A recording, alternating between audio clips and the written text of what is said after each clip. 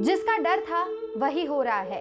Gujarat corona संक्रमण के मामले में हर अपना रिकॉर्ड तोड़ रहा है और प्रशासन लापरवाही करने से बाज नहीं आ रहा।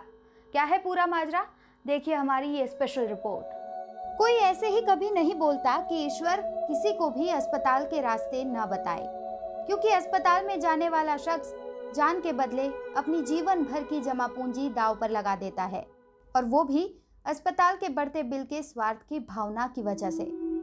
कोरोना काल में ऐसा बार बार हो रहा है। ट्रीटमेंट के लिए दर दर भटकना पड़ता है मरीजों को।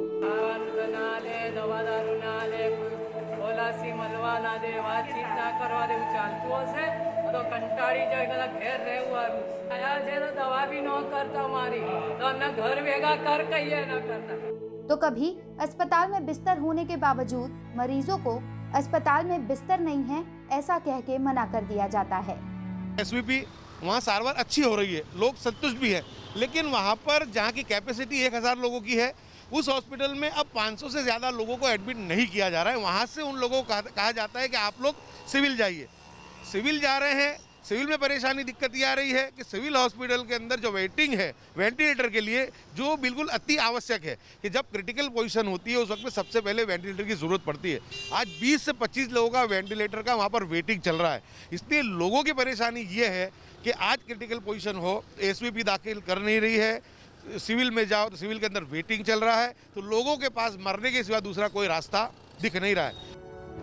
कितनी अजीब बात है ना कि इंसान मरने के लिए सोचने पर मजबूर हो जाता है। सरकार, ऐसी तो कैसी हमारी सिस्टम की रचना की है आपने कि दर दर ठोकर खाने के बावजूद कोई विकल्प नहीं होता इंसान के पास। जिनके घर कोरोना पॉजिटिव केस के मरीज हैं, वे सभी परिवार जानते हैं कि ये सिस्टम धक्का खिलाने और दर दर भटकाने वाली सिस्टम है।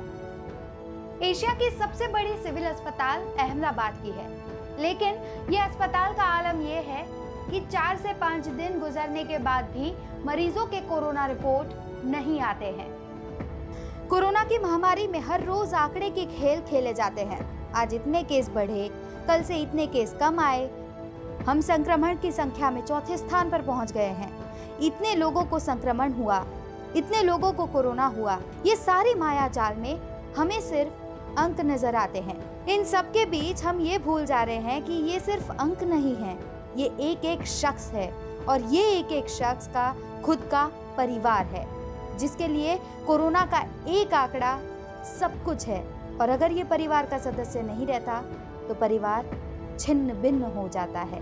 अहमदाबाद की स्थिति लगातार बिगड़ रही है और अब तो मरीजों के कोरोना रिपोर्ट देने में भी विलंब किया जा रहा है। अहमदाबाद के सिविल अस्पताल में मरीजों को उनका कोरोना रिपोर्ट नहीं दिया जा रहा। सुनिए परिवार वालों की जुबानी।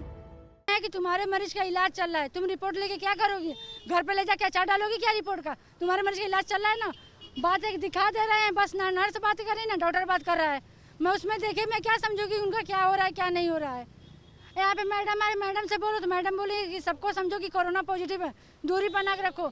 एक बार भी 5 दिन का हो गया, एक बार भी सैनिटाइजर नहीं करवाई, गादला नहीं बदले, ना कुर्सी को करे, खाना की जगह पर सैनिटाइजर नहीं रखा है कि सैनिटाइजर से हाथ धो के सब खाना खावे।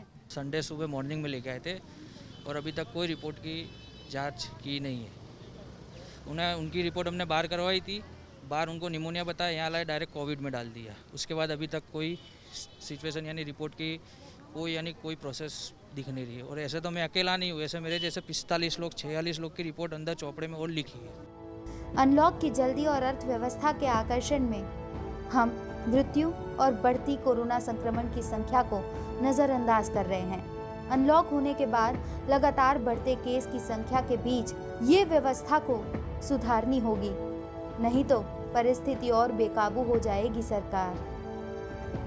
सौम्या सिंह, गुजरात तक।